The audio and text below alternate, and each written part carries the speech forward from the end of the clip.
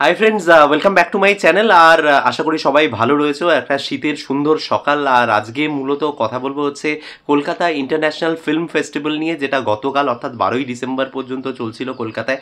5 তারিখের শুভ উদ্বোধন হয়েছিল। তোমরা জানো যে সলমান খান এসেছিলেন এবং 6 তারিখ থেকে সিনেমা দেখানো শুরু হয়েছিল নন্দন সহ কলকাতার আরও অনেকগুলো প্রেক্ষাগৃহে। প্রায় ধরে নাও 213টা ফিল্ম আই গেস টোটাল দেখানো হয়েছে ফেস্টিভ্যালে। তো সব ফিল্ম তো সবাই ডেফিনেটলি দেখতে পাইনি, তবে আমার মতো কিছু পাবলিক রয়েছে যারা কিন্তু এটার মোটামুটি বেশ অনেকগুলো ছবি দেখেছে। এবং মানে দেখো, এখানে আমি কোনো রকম ভনিতা করবো না যে আমি 3 ঘন্টা লাইনে দাঁড়িয়ে দাঁড়িয়ে আমি এইগুলো পাস কালেক্ট করে করে দেখেছি, তেমনটা নয়। আমার একটা বিশেষ ডেলিগেট কার্ড ছিল এবং তার পিছনে কারণ রয়েছে। আমি নন্দনের সাথে বিভিন্নভাবে যুক্ত এবং সেখানে বিভিন্ন ধরনের কোর্স আমি করেছি এর আগে। তো সেই সুবাদে আমাকে একটা ডেলিগেট কার্ড দেওয়া হয়েছিল এবং যেটার পূর্ণ মানে সদ্ব্যবহার যদি বলে তাহলে সেটা আমি করতে সমর্থ হয়েছি। এবং সেখানে আমি প্রায় ধরে নাও ইন্টারন্যাশনাল সেকশনে 13টা সিনেমা দেখেছি। এবং আমার যদি হিন্দি সিনেমার কথা বলো তাহলে 2টো দেখেছি। বাংলা সিনেমার যদি সেকশনের কথা বলো তাহলে সেখানে 3টে বাংলা সিনেমা দেখেছি।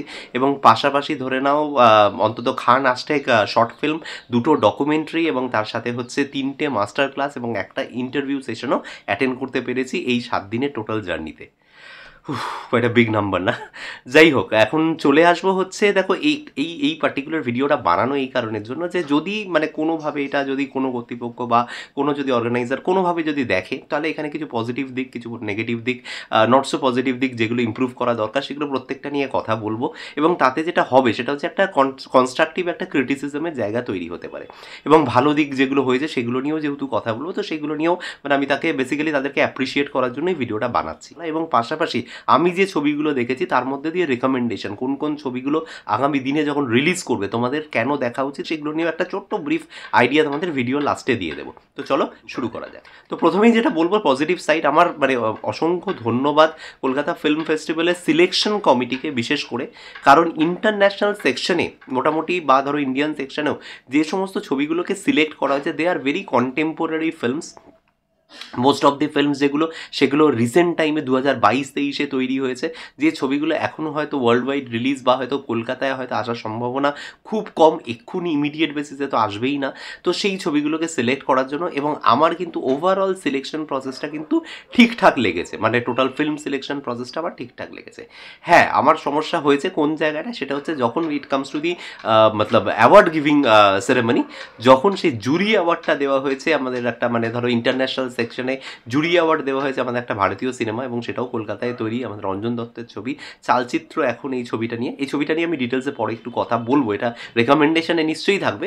কিন্তু ইন্টারন্যাশনাল সেকশনে জুরি অ্যাওয়ার্ডস পাওয়ার মতো কিন্তু এই ছবিটা ছিল না, কারণ সেখানে আরও অনেকগুলো কন্টেন্টার ছিল। আমি বলছি না ছবিটা খারাপ, কিন্তু আরও অনেক কন্টেন্টার ছিল যাদের অবশ্যই কনসিডার করা যেতে পারতো। যাই হোক, তো এটা ছিল হচ্ছে আমার পয়েন্ট নাম্বার 1। এবং পয়েন্ট নাম্বার 2 যেটা আমার মনে হয়েছে সেটা হচ্ছে যে আমার যেটা সব থেকে ভালো লেগেছে এবছর ফিল্ম ফেস্টিভ্যালে সেটা হচ্ছে যে এবছরের না অ্যাম্বিয়েন্সটা ভীষণ ভালো। মানে অন্যান্য বছর আমি দেখেছি, কিন্তু এই বছর এত সুন্দর মানে বলতে পারো যে ডেকোরেশন করা হয়েছে এন্টায়ার নন্দন চত্বরটা এবং অন্যান্য হলগুলোতে যে জায়গায় করা হয়েছে সমস্ত জায়গায় এত সুন্দর ডেকোরেশন করা হয়েছে। ইনস্টলেশনসগুলো দেখবে, আমার ফেসবুকে একটা পোস্ট দিয়েছি আমার পেজ থেকে, যে কারণে যে কী কী ডেকোরেশন ওখানে করা হয়েছে, এই জায়গাগুলো না সত্যিই খুব সুন্দর লাগছিল। এবং আরও একটা জিনিস যেটা ডেফিনেটলি বলবো সেটা হচ্ছে যে আমাদের বিভিন্ন সরকারি অনুষ্ঠানে দেখি যে সেখানে সরকারি বিজ্ঞাপন এবং তার সাথে হচ্ছে বিভিন্ন ধরে নাও পলিটিক্যাল পার্টিরও বিভিন্ন ধরনের মানে একটা ইনফ্লুয়েন্স একটা জিনিস থাকে, সেটা ইন টার্মস অফ ভিজিবিলিটি, মানে তোমার পোস্টারিং বা অন্যান্য জায়গা দিয়ে। এক্ষেত্রে কিন্তু সেটা একটা জিনিসও চোখে বললো না। পুরো চত্বরটার মধ্যে কিন্তু একটাই জিনিস ছিল, সেটা হচ্ছে ফিল্ম ফিল্ম অ্যান্ড ফিল্ম এবং ফিল্ম সংক্রান্ত বিভিন্ন বিষয় এবং তার ইনস্টলেশন এবং তার ছবি এবং সেইগুলোকে নিয়েই পুরো জায়গাটাকে খুব সুন্দরভাবে সাজানো হয়েছিল। মানে এটা আই মাস্ট সে যে এটা কিন্তু আমার দুর্ধর্ষ লেগেছে। কলকাতা মানে চলচ্চিত্র উৎসব 29তম এডিশন, এটা দারুণ দেখতে লেগেছে এই জায়গাগুলো। এর পাশাপাশি যদি চলে আসি, সেটা হচ্ছে যে আরও একটা জিনিস যেটা ভালো লেগেছে সেটা হচ্ছে এটা দর্শকদেরকেও একটা সাধুবাদ দিতে হবে। কারণ এই যে টোটাল এত মানুষ, এত ছবি, এত সিনেমা ব্যাক টু ব্যাক তারা দেখতেই থাকছে, এই যে ক্রাউড ম্যানেজমেন্টটা না, এটাও খুব ভালো হয়েছে। কখনো কিন্তু আমি দেখিনি যে পুলিশকে কোথাও হয়তো জোরে কথা বলতে হয়েছে, লাঠিচার্জ করতে হচ্ছে বা কিছু করতে হয়েছে। হ্যাঁ, একটা ছবির ক্ষেত্রে হয়েছিল, সেটা হচ্ছে কেনেডি, যেটা অনুরাগ কাশ্যপ তোমরা জানো যে কলকাতায় এসেছিলেন। তো ওই একটা জায়গায় একটু মিসম্যানেজমেন্ট হয়েছিল, সেটাও সাময়িক, মানে ইনস্ট্যান্টলি সেটাকে কিন্তু সামলে নেওয়া গেছিলো। তো ওই একটা ছোট্ট জায়গা ছাড়া বাকি ওভারঅল দেখো এত লোক লাইন দিচ্ছে, তারা দাঁড়াইছে, ইভেন মোবাইলের নেটওয়ার্ক পর্যন্ত জ্যাম হয়ে যাচ্ছে কিছু কিছু কিছু জায়গায় রবীন্দ্র সদনের চত্বরে, তারপরে রবীন্দ্র সদন টিকিট কাউন্টারের চত্বরে, এইসব জায়গায় মোবাইলের নেটওয়ার্ক থাকছে না, এত লোক লাইনে দাঁড়াচ্ছে। তো সেই জিনিসটাকে এত সুষ্ঠুভাবে কোনো রকম বড় কোনো দুর্ঘটনা ছাড়া, ছোটোখাটো দুর্ঘটনা ছাড়াও যে এত সুন্দরভাবে এটাকে ম্যানেজ করা গেছে না, hats off to the Kolkata police and the authority, যারা এটা কিন্তু খুব সুন্দরভাবে ম্যানেজ করেছে। আরও একটা জিনিস যেটা বলতে হবে সেটা হচ্ছে যে regarding the projection, Nandan 1, Nandan 2, even Rabindra Sadan, Shishir Mancha, এই সমস্ত জায়গায় যে প্রজেকশনসগুলো দেওয়া হয়েছে, বাকি বাইরের হলগুলোতে ছেড়ে দাও, সেগুলো তো ধরো আইনক্সে করা হয়েছে, তো নবীনাতে করা হয়েছে, they have good screens and all, but নন্দনের যে প্রজেকশন এত সুন্দর লেগেছে এবছর। মানে আমি দেখলাম যে আমার ডেফিনেটলি ধারণা নন্দনে ফিল্ম রিলিজ হচ্ছিল না কিছুদিন ধরে, তোমরা জানো যে এইগুলোর জন্য যে প্রিপারেশনটা নিয়েছে, এবং সেই যে ধরো প্রজেকশনটা এত ক্লিন অ্যান্ড ক্লিয়ার, ছবিগুলো দেখতে এত ভালো লাগছে। ইনফ্যাক্ট এতদিনের পুরনো ছবি মানে বেনহার আমি দেখতে গেছিলাম, তো ওই লার্জ স্ক্রিনে এত সুন্দর লাগছে ছবিগুলো দেখতে না, এত ক্লিয়ার প্রজেকশন, মানে অসম্ভব ভালো লেগেছে। মানে ভিউইং এক্সপিরিয়েন্সটা সব থেকে এনহ্যান্সড হয়ে গেছিলো, এটা সব থেকে ভালো ছিল একটা পার্ট। আর একটা জিনিস যেটা বলবো সেটা হচ্ছে যে খারাপ দিক কী ছিল, সেটা হচ্ছে নন্দন 3 এর প্রজেকশন নিয়ে প্লিজ, এটা যদি অথরিটির কেউ দেখেন প্লিজ এইটা একটু আপনারা টেক কেয়ার করুন। নন্দন 3 প্রজেকশন নিয়ে কিন্তু সমস্যা রয়েছে, এবং আমি দুদিন দুটো সেগমেন্টে গেছিলাম, একটা ডকুমেন্টারি দেখতে আর একটাই গেছিলাম হচ্ছে শর্ট ফিল্ম দেখতে। দুটো জায়গাতেই কিন্তু দেখলাম যে আলটিমেটলি সেটা চালানো গেল না, অথবা চালানো গেলেও এত ইন্টারাপশনস নিয়ে গেল। হতে পারে মেবি, আমি বলছি না হয়তো প্রজেকশনের ভুল, হয়তো মেবি হতে পারে ফাইল ফরম্যাটেরও ভুল হতে পারে, কিন্তু সেটার একটা টেস্ট রান করে নেওয়া, ফাঁকা সময়গুলোতে একটু চালিয়ে দেখে নেওয়া, বা তাদেরকে অ্যাটলিস্ট মানে যারা মেকার্স তাদেরকেই বলো যে তোমরা রান করে দেখে নাও যে whether it's correct or not. তো সেই জিনিসগুলো, এই যে জায়গাটা না, সবসময় আমি দেখলাম যে এই প্রবলেমটা কিন্তু নন্দন 3তেই বেশি করে হলো, যেখানে কিন্তু ফিল্ম চলতে চলতে প্রচুর ডিসরাপশন এলো, প্রচুর বাধা এলো, লোকে উঠে বেরিয়ে যাচ্ছে, এই জায়গাগুলো আমার কিন্তু খুব খারাপ লেগেছে। এই জিনিসগুলো একটু আমার মনে হয় যে টেক কেয়ার করা উচিত ছিল, অনলি ইন কেস অফ নন্দন 3। বাকি সবকটা জায়গায় কিন্তু আমার কোনো প্রজেকশন নিয়ে কখনো কোনো সমস্যা হয়নি। এরপরে যে বিষয়টা নিয়ে কথা বলবো, যেটা এবছরের ফেস্টিভ্যালের সবথেকে বড় হাইলাইট, সেটা হচ্ছে যে মাস্টার ক্লাস এই নামে কয়েকটা সেশন আর কি অ্যারেঞ্জ করা হয়েছিল। একটা ইন্টারভিউ সেশন অ্যারেঞ্জ করা হয়েছিল তোমার অস্ট্রেলিয়ান হলিউড ডিরেক্টর ব্রুস ব্রেসফোর্ডের, যেটা সৃজিত মুখার্জি কন্ডাক্ট করেছিলেন, এবং বাকি 3টে মাস্টার ক্লাস যেখানে সোনিলিভ থেকে সৌগতবাবু এসেছিলেন, যিনি চ্যানেল মানে কন্টেন্ট হেড, এবং পাশাপাশি ছিল হচ্ছে সৌরভ শুক্লা, যিনি অ্যাক্টিংয়ের উপরে করেছিলেন, সুধীর মিশ্রা, মনোজ বাজপেয়ী, তোমরা জানো এগুলো। তো এবং এই সেশনগুলো মোটামুটি মডারেট করেছিলেন হচ্ছে অরিন্দম শীল। তো এই যে এবছর এইটাকে করা, এই যে ইন্ট্রোডাকশন, এটা আমার দুর্ধর্ষ লেগেছে। বহু এরকম আমরা রয়েছি যারা এগুলো শুনতে চাই, যারা এই মানুষগুলো সান্নিধ্য পেতে চাই, কথা তাদের শুনতে চাই, তাদেরকে প্রশ্ন করার সুযোগ পেতে চাই, তাদের জন্য এটা একটা দারুণ অপরচুনিটি ছিল। এবং ক্লোজ ডোর সেশনস যেগুলো হয়েছে, আমি ওই মানে আমাদের একতারা মঞ্চের অনুষ্ঠানটা ছেড়ে, মানুষ বাজপেয়ীটা বাদ দিয়ে, বাকি প্রত্যেক কটা ক্লোজ ডোর সেশন যেগুলো হয়েছে সেগুলো খুব ভালো হয়েছে, লোকে কোয়েশ্চেন করতে পেরেছে, এই জায়গাগুলো কিন্তু আমার খুব ভালো লেগেছে। ইটস মানে one of the highlighted part of this particular festival. কিন্তু এখানে কিছু প্রশ্ন আছে, সেটা হচ্ছে যে এই যে সেশনগুলো না আরও বেশি উপভোগ্য হয়ে ওঠে, এই সেশনসগুলো আরও বেশি ইন্টারাক্টিভ হয়ে ওঠে যদি ঠিকমতো সেটাকে মডারেট করা যায়। যিনি মডারেশন করছেন, এক্ষেত্রে অরিন্দম শীল বা সৃজিত মুখার্জির কথা বলছি, তো তিনি যদি ঠিকমতো রিলেভেন্ট কোয়েশ্চেন করতে পারেন, তাহলে কিন্তু এই সেশনগুলো আরও বলতে পারো যে দর্শকের আরও ভালো লাগবে, আরও বেশি অ্যাকসেপ্টেন্স তৈরি হবে, মানুষ এঙ্গেজমেন্ট ক্রিয়েট হবে, যেটা কিন্তু আমাকে খানিকটা বলতে পারো যে এখানে একটুখানি আমার খারাপ লেগেছে বলতে আমি অতটাও যা এক্সপেক্ট করে গেছিলাম সেটা মেট আপ করতে পারিনি। প্রথমত সৃজিত মুখার্জির কথা বলবো, সেটা হচ্ছে যে উনি ব্রুস ব্রেসফোর্ডের যেহেতু ইন্টারভিউ করছিলেন, তো সেখানে কিন্তু উনি ব্রুস ব্রেসফোর্ডের একটাই ছবি, ড্রাইভিং মিস ডেইজি, একটা ছবি, অসাধারণ ছবি, আমি ওটাও দেখেছি, কিন্তু সেই একটা ছবি নিয়েই মূলত সেশনটার মানে হাফ অফ দি পার্সন এইটা দিয়েই কাটিয়ে দিলেন। একটা ছবি, বা আমি জানি না উনি হয়তো বাকি ছবিগুলো দেখেছেন কিনা, বা হয়তো দেখলে সেগুলো নিয়ে হয়তো কোয়েশ্চেন রেডি করে আসতে পেরেছেন কিনা, কারণ প্রথমে সেশনটা রাজীব মাসানদের নেওয়ার কথা ছিল, পরে শুনলাম নাকি ওটা সৃজিত মুখার্জি নিচ্ছেন, মেবি হয়তো উনি প্রিপেয়ার ছিলেন না, হতে পারেন। কিন্তু মানে সেশনটা আর এলাবোরেটলি ডিসকাস করা গেল না because of that only one film, যেটা নিয়ে মূলত বেশিরভাগ সময়টাকে মানে শেষ করে দেওয়া হলো। সেকেন্ড যেটা বলবো সেটা হচ্ছে অরিন্দম শীল, যিনি আর কি বাকি জায়গাগুলো মডারেট করছিলেন। আমি জানি না এখানে অরিন্দম দাকে মানে লাস্ট মোমেন্ট দায়িত্ব দিয়ে দেওয়া হয়েছে কিনা, যে আর কেউ নেই অরিন্দম তুমি করো, এরকম কিনা। অরিন্দম দাকে একেবারেই প্রিপেয়ার্ড লাগেনি, এবং তিনি যে মডারেশনগুলো করছেন খুব বেসিক জিনিস, যে আমি এটাকে খুব ইনফর্মাল রাখবো, আমি আমাকে এই ধরনের কথা যখন কোনো মডারেটর বলে না যে আমি এটাকে ইনফর্মাল রাখতে যাবো, that means I am not prepared with my questions. এই জায়গাটা আমার একটা মনে হয়েছে যে উনি ঠিকমতো কোয়েশ্চেন্সগুলো সেট করে আসেননি, ঠিকমতো হোমওয়ার্ক করে আসেননি। কারণ যখন তিনি সুধীর মিশ্রাকে বলছেন যে আপনি তো 5 বানায়া থা, মানে প্র্যাকটিক্যালি আই এম সেইং, যারা অনুরাগ কাশ্যপের ফ্যান, যারা তাকে নিয়ে মানে ধরো ডে ড্রিমিং করে, সেই সব মানুষের কাছে খুব কষ্টের যে Anurag Kashyap has left Satya not to direct Satya just because of the 5 যে সিনেমাটা এখন অব্দি রিলিজও করতে পারেনি, সেখানে একটা এরকম এত বড় স্টেজে দাঁড়িয়ে সুধীর মিশ্রাকে বলা হচ্ছে আপনি তো 5 ডিরেক্ট কিয়া থা, সুধীর মিশ্রা ওখান থেকে ডিনাই করছে নেই ম্যানে তো নেই কিয়া থা, অনুরাগ কি ফিল্ম থি। তো এই যে ছোটো ছোটো ইনফরমেশন, ল্যাক অফ ইনফরমেশন, বা ধরো সেশন চলছে মনোজ বাজপেয়ীর সাথে, সেখানে কথা বলছে how did you like about the Kolkata film festival, এটা তো একদম এন্ডে একটা কোয়েশ্চেন হলেও হতে পারে সেশনটা শেষ হয়ে যাওয়ার পর। অ্যাক্টিং ওয়ার্কশপের ভিতরে কি এই কোয়েশ্চেন্সগুলো আসে? এই যে জিনিসগুলো না, এই যে মডারেশনের জায়গাটা, এই জায়গাটা আমার মনে হয় খুব প্রফেশনালি হ্যান্ডেল করা দরকার। Love you Arindam da, we love you all, but এই জায়গাটা কিন্তু বলতে বাধ্য হলাম যে নেক্সট টাইম তুমিই করো, কোনো অসুবিধা নেই, কিন্তু উইথ সাম মানে সিরিয়াস সেট অফ কোয়েশ্চেন্স, দরকার হলে দর্শকদের থেকে নাও আগে কোয়েশ্চেন্স নিয়ে একটা কিছু, বা ইন্ডাস্ট্রি থেকে নাও নিয়ে সেইভাবে সেট করে জিনিসটা করা উচিত বলে আমার ধারণা। এবার যেটাতে বলবো সেটা হচ্ছে যে the biggest fallacy of Nandan and the film festival, সেটা হচ্ছে, এটা দর্শকদের উদ্দেশ্যে বলছি, তোমাদের উদ্দেশ্যে বলছি, যে মোবাইল ফোন বাজা এবং mobile phone uses in the film হল। ডেফিনেটলি আমি এটা সমর্থন করি না, মোবাইল ফোন বাজাটা ডেফিনেটলি ফোনের বিয়ের ভেতরে উচিত নয়, কিন্তু মোবাইল ফোন কারোর বেজে উঠলে বা মোবাইলের আলো কারোর জ্বলে উঠলে সেটাকে যেভাবে কাউন্টার করা হচ্ছে, যেভাবে সেগুলো আনসার করা হচ্ছে, মোবাইল বাজলে মানুষের যতটা সমস্যা হচ্ছে বা মোবাইলে কথা বললে যতটা সমস্যা হচ্ছে, তার থেকে বেশি সমস্যা হচ্ছে মানুষের এই তির্যক মন্তব্যগুলো নিয়ে। এবং সেই মন্তব্যের ফলে কি হচ্ছে, মাঝে মধ্যেই ঝামেলা বেঁধে যাচ্ছে, সেটা সিনেমাটাকে আরও বেশি ডিস্টার্ব করছে।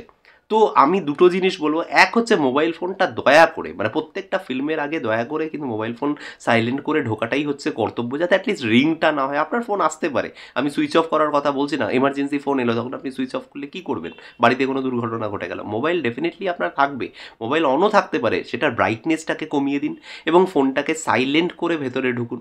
আর যদি কারোর ফোন বেজেও যায়, তাকে একটু হাম্বল ওয়েতে বলুন, তির্যক মন্তব্য করে চিৎকার করে করে উল্টোপাল্টা কথাবার্তা বলে বেরিয়ে যান বলে মানে অযথা বাকি ফিল্মটা ডিস্টার্ব হচ্ছে। আর আমি পার্সোনালি বলি, আমার পাশে বসে বহু মানুষ মোবাইল ফোন ইউজ করেছে, আমি নিজেও, আমার প্রচুর নোটিফিকেশান এসছে, আমাকে হয়তো হোয়াটসঅ্যাপে আনসারও করতে হয়েছে, আমি নিজেও করেছি, আমি অস্বীকার করছি না, কিন্তু আমি একটাই কথা বলবো, সেটা হচ্ছে যে আমার যদি কনসেন্ট্রেশন ফিল্মের দিকে থাকে, আমার কনসেন্ট্রেশন যদি স্ক্রিনের থেকে দেখা, আমার এইসব ডিস্ট্রাকশন আমার কিচ্ছু ম্যাটারই করবে না। If I am glued with the film, এগুলো কিচ্ছু যায় আসে না, এগুলো হচ্ছে জাস্ট মানে আমার কোথাও ডিস্ট্রাকশন, আমি কনসেন্ট্রেট করতে পারছি না, তার মধ্যে একটা পাশের কারোর ফোন ঢুকে গেল, আমার মনে হলো যে ওটার জন্য পারছি না, অ্যাকচুয়ালি সেটা কিন্তু নয়। এই আপনারাই কিন্তু মোটামুটি যখন আইনক্সে ফিল্ম দেখতে যান 250 টাকার টিকিট নিয়ে, সাথে পাশে 2-4টে বাচ্চা যখন পপকর্নের টাব নিয়ে আপনার পাশে বসে যায় এবং তারা হই হল্লা করে সিনেমা দেখে, তখন কিন্তু আপনার ডিস্টার্ব হয় না। আমি খুব একটা দেখি না আইনক্সে বা অন্য কোনো মাল্টিপ্লেক্সে কেউ অবজেকশন করছে, ফোন কেন বাজছে, কেন ব্যবহার করছেন, কেন ইয়ে করছেন, কেন আলো জ্বালাচ্ছেন, একদম হয় না। এটা শুধুমাত্র নন্দন চত্বর এলে এবং নন্দনের মানে সিনেমা দেখতে এলেই আমি দেখেছি, বা ফেস্টিভ্যালে এলেই কিন্তু এই জিনিসগুলো বেশি করে সামনে চলে আসে। আমার মনে হয় এটা একবার দ্বিতীয়বার ভেবে দেখার মানে মানে রিকোয়েস্ট রইল দর্শকদের কাছে, তোমরা একবার ভেবে দেখো জিনিসটা। আচ্ছা, চলে আসি এবার হচ্ছে দ্য ফাইনাল সেগমেন্ট, যেটা হচ্ছে রেকমেন্ডেশন। কী কী ছবি দেখলাম, এতগুলো ছবি তো দেখেছি, তো তার মধ্যে রেকমেন্ডেশন কী কী হবে, কোন কোনগুলো নিয়ে কথা বলবো।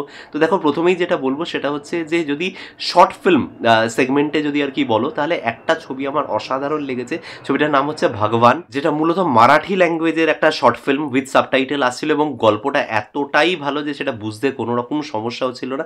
যদিও এটা পুরস্কার জেতেনি, দ্য লাস্ট রিহার্সাল বলে একটি শর্ট ফিল্ম জিতেছে, ওটা আমি দেখিনি, ওটা পরে চেষ্টা করবো দেখে নেওয়ার। বাট ভগবান যদি কোনো মারাঠি শর্ট ফিল্ম তোমরা কোথাও ইউটিউবে বা কোনো প্ল্যাটফর্মে যদি কখনো দেখার সুযোগ পাও, তোমরা অবশ্যই এই শর্ট ফিল্মটা দেখো। সহজ ভাষায় কীভাবে একটা শর্ট ফিল্ম, যেটা একটা ইন্টারন্যাশনাল ফিল্ম ফেস্টিভ্যাল সার্কিটে সিলেকশন হতে পারে, তোমাদের একটা বেসিক আইডিয়া তৈরি হয়ে যাবে। তো হাইলি রেকমেন্ডেড। এর পাশে যেগুলো নিয়ে কথা বলবো সেটা হচ্ছে যে দেখো, বাংলা ছবি যেগুলো রিলিজ করেছিল, তার মধ্যে অবশ্যই এখানে তোমরা জানো যে কালকক্ষ, যে বিখ্যাত মানে শর্মিষ্ঠা দি এবং রাজদীপ দা, তাদের ছবি ইয়ে করেছিল। এবছরও তাদের নতুন ছবি যেটা মন পতঙ্গ, সেটাও কিন্তু কম্পিটিশন সেগমেন্টে সবথেকে মানে যেটা হাইয়েস্ট অ্যাওয়ার্ড যেটা, সেটা জিতেছে। তাদের মন পতঙ্গ ছবিটা কিন্তু অবশ্যই তোমরা হল রিলিজ যখন হবে তখন দেখো। জানি না ছবিটার কতটা তোমরা দেখতে পারবে, 2 ঘন্টা 27 মিনিটের রানিং লেন্থ ছিল, সেটা ফিল্ম রিলিজের সময় কতটা হবে আমি জানি না, কারণ প্রচুর সেন্সার হবে ছবিটার মধ্যে। ওই ছবিটা কিন্তু হাইলি রেকমেন্ডেড, অবশ্যই দেখতে হবে তোমাদের। আর সেকেন্ড যে ছবিটা নিয়ে আমি প্রথমেই বলছিলাম, চালচিত্র এখন, যেটা মূলত tribute to his master from Anjan Dutta, সেই ছবিটা কিন্তু অবশ্যই তোমাদেরকে দেখতে হবে, মানে এই ছবিটা মিস করা যাবে না। এবং যারা মৃণাল সেনকে ভালোবাসো, যারা মৃণাল সেনের ছবি ভালোবাসো, তো তাদের জন্য তো এটা মানে ট্রিট টু ওয়াচ। একজন মানে অ্যাক্টর এবং তার যিনি মেকার্স মানে তাকে যে তৈরি করেছে তার প্রতি যে তার শ্রদ্ধার্ঘ কী লেভেলের হতে পারে, কতটা ইমোশনাল হতে পারে, এই ছবিটা তোমরা না দেখলে বিলিভই করতে পারবেন না। অঞ্জন দত্ত, আমি সিরিয়াসলি বলছি, মানে এই ছবিটা উনি অনেক ব্যাট প্যাচ যাচ্ছিল, অনেক ফালতু খাজা সিরিজ উনি তৈরি করেছেন রিসেন্ট টাইমে, শেষের দিকে ব্যোমকেশ উনি বন্ধ করে দিলেন করার, তারপর থেকে তার কিন্তু ফিল্মোগ্রাফি নিচের দিকে গেছে। এই ফিল্মটা কিন্তু সিরিয়াসলি আই এম সেইং একটা মন থেকে বলেন, আমি মন দিয়ে একটা কাজ করেছি, এই কাজটা কিন্তু উনি মন খুলে করেছেন, উনি টাকা পয়সার কথা ভাবেননি, এটা সেলফ ফিনান্সড ফিল্ম। অঞ্জনদা এবং নীল দুজনে মিলে কিন্তু ছবিটাকে ফিনান্স করেছে, নিজেদের হোম ফিনান্সের ছবি, সেইখান থেকে বিজনেস এক্সপেকটেশন ছাড়া শুধুমাত্র মৃণাল সেন এবং তার সাথে তার যে ওই ছবিটা চালচিত্র যখন সে অভিনয় করে, তার জীবনের, তার অভিনয় জীবনে আসার কথা, এই জায়গাগুলো দারুণ লেগেছে। এবং সেখানে তোমার শাওনের অভিনয়ও দারুণ, অঞ্জন দত্তের ক্যারেক্টার, অঞ্জন দত্ত মৃণাল সেনের চরিত্রে অভিনয় করেছেন, সেটাও যথেষ্ট ভালো করেছেন। তো অসাধারণ একটা ছবি, এটা অবশ্যই মাস্ট ওয়াচ আমি বলবো।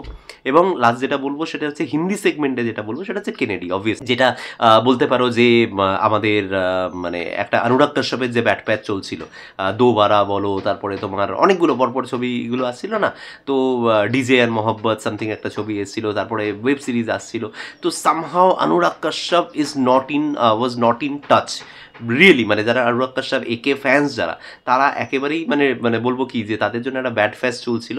তো যেই ব্যাড ফেসটাকে মানে কেটে যাবে হচ্ছে এই ছবিটাকে দিয়ে। ছবিটা ভেনিসেও দেখানো হয়েছে, দুর্ধর্ষ বানিয়েছে ছবিটা, এবং তার কোনো ফ্লজ নেই এরকম নয়, এরকম বলবো না, ফ্লজ আছে, সেটা যখন আমি ইন্ডিভিজুয়াল রিভিউ করবো ছবিটা সেটা নিয়ে কথা বলবো। কিন্তু যে অনুরাগ কাশ্যপ ফ্লেভার, যে ডার্ক যে ধরনের ছবিগুলো উনি বানান, ঠিক আছে, সেই ছবিটা, এটা নয়ার, তোমরা জানো যে নয়ার ফিল্মস যেটা উনি ইন্ডিয়াতে নিয়ে এসেছেন, তার যে সমস্ত ক্যারেক্টারিস্টিক্সগুলো সেগুলোকে ইউজ করেছেন, তো সেই জায়গা দিয়ে ছবিটা অসম্ভব ভালো। এবং ছবিটাতে রাহুল ভাটের অভিনয় যথেষ্ট ভালো, এবং সৌভাগ্যক্রমে আমার রাহুল ভাটের সাথে ডিরেক্টলি সামনাসামনি দেখা করার এবং ছবি তোলার সুযোগ হয়েছিল, সেটাও তোমরা দেখেছো হয়তো আমার সোশ্যাল মিডিয়া প্ল্যাটফর্মে। তো এই জায়গাটা বলবো যে কেনেডি অবশ্যই মাস্ট ওয়াচ সেগমেন্টে থাকবে। এবার ইন্টারন্যাশনাল সেগমেন্টে আমি কয়েকটা ছবির নাম তোমাদেরকে বলছি, এগুলো তোমরা লিখে নিতে পারো, স্ক্রিনশট নিয়ে নিতে পারো, মানে আমাদের ইয়ে থেকে, যে এই ছবিগুলো যখনই তোমরা সুযোগ পাবে ছবিগুলো দেখো। আমি প্রথম যে ছবিটার নাম করব সেই ছবিটার নাম হচ্ছে গন্ডোলা, জার্মান ডিরেক্টর ভ্যাট হেলমারের ছবি। এবং এই ছবিটা গন্ডোলা হ্যাজ নো ডায়লগস, মানে পুরো থ্রু আউট দি গল্পটার মধ্যে কোথাও ডায়লগ নেই, শুধুমাত্র কমিউনিকেট করা হচ্ছে আদান প্রদান, ভাবের আদান প্রদান। এবং এই ছবিটা এত অসাধারণ একটা ফিল্ম মেকিং আজকের দিনে দাঁড়িয়ে, film in real sense, what is called film, মানে যেখানে তো আমাদেরকে ভাষা নয়, এখানে মূলত মানে অর্থটা বোঝানোটা তো ইম্পর্টেন্ট, তো সেই অর্থটা কমিউনিকেটিভ ল্যাঙ্গুয়েজ যে কীভাবে তৈরি করা যায় সিনেমাতে, এটা না দেখলে তোমরা বিলিভ করতে পারবে না। এবং দ্বিতীয় যে ছবিটা নিয়ে কথা বলবো সেটা হচ্ছে মি ক্যাপ্টেন বলে একটা ইটালিয়ান ফিল্ম, যেখানে সেনেগালের দুটি কিশোর তারা পালিয়ে ইটালি যাওয়ার চেষ্টা করছে, এবং সেই যাওয়ার যে জার্নিটা সেইটা দেখানো হয়েছে। তো মি ক্যাপ্টেন ছবিটা হাইলি রেকমেন্ডেড, এগুলো কোথায় আসবে আমি রিয়েলি জানি না, হয়তো পরবর্তীকালে মুভি বলে যে প্ল্যাটফর্মটা আছে ওখানে আসতে পারে। তো এই যে ছবি দুটোর কথা বললাম, এই ছবি দুটো অবশ্যই মাস্ট ওয়াচ সেগমেন্টের মধ্যে কিন্তু থাকে। এছাড়াও যে আরও 3-4টে ছবির কথা তোমাদেরকে বলে দিই, সেটা হচ্ছে দ্য প্রমিস ল্যান্ড বলে একটা ছবি আছে ডেনমার্কে, সেই ছবিটা অবশ্যই তোমরা চেষ্টা করো দেখতে। গ্রিন বর্ডার বলে একটা পোল্যান্ডের ছবি রয়েছে, সেই ছবিটা যদি কখনো সুযোগ পাও তোমরা সেই ছবিটা দেখতে পাও। এবং পাশাপাশি আরও একটা ছবির কথা বলবো, সেটা হচ্ছে ফ্রান্সের ছবি ডালি, যেটা সালভাডোর ডালির বায়োপিক দেখানো হয়েছে, অসম্ভব মজার একটা ছবি, এবং মানে ছবিটা দেখে সিট থেকে লোক উঠতে পারছিল না, এরকম একটা ছবি। তো সেই ছবিটার কথা বলবো। এবং লাস্টলি আরেকটা ছবির কথা বলবো, সেটা ইতালিতে তৈরি হওয়ার আরেকটা ছবি, সেটার নাম হচ্ছে কিডন্যাপড। সেখানে জিউইস এবং তোমার ক্রিশ্চিয়ানসদের মধ্যে একটা বলতে পারো যে একটা গল্প দেখানো হয়েছে, যেখানে বাচ্চাদেরকে কিডন্যাপ করে নিয়ে গিয়ে তারা ক্রিশ্চিয়ান তৈরি করছে। তো এইসব অসম্ভব কয়েকটা ভালো ছবি কিন্তু এসেছিল এবছর ফিল্ম ফেস্টিভ্যালে, যেটা শুরু করেছিলাম যেটা বলে যে সিলেকশন আমার যথেষ্ট ভালো লেগেছে। পুরস্কার কে পেয়েছে না পেয়েছে এটা নিয়ে আমি একেবারেই চিন্তিত নই, কারণ আমার যেটা কর্তব্য ছিল ভালো ছবি দেখা, তোমাদেরকে জানানো ভালো ছবি কোনগুলো আমার লেগেছে। এবং ওভারঅল যদি এই ভিডিওটা দেখে কর্তৃপক্ষের কোথাও গিয়ে খবরটা পৌঁছে, যদি কোথাও কোর্স কারেকশন হয়, তো আমার এই ভিডিওটা করা কিন্তু সফল। তো এই ছিল আজকের মূলত ভিডিও। তো কেমন লাগলো তোমাদের ভিডিওটা কমেন্টে এসে জানাতে পারো। কোনো কিছু যদি এই ভিডিও থেকে ভালো লেগে থাকে, ভিডিওটাকে লাইক, শেয়ার আর চ্যানেলটাকে অবশ্যই সাবস্ক্রাইব করে নিও। দেখা হচ্ছে তোমাদের সাথে আমার পরের কোনো ভিডিওতে। Till then, bye by.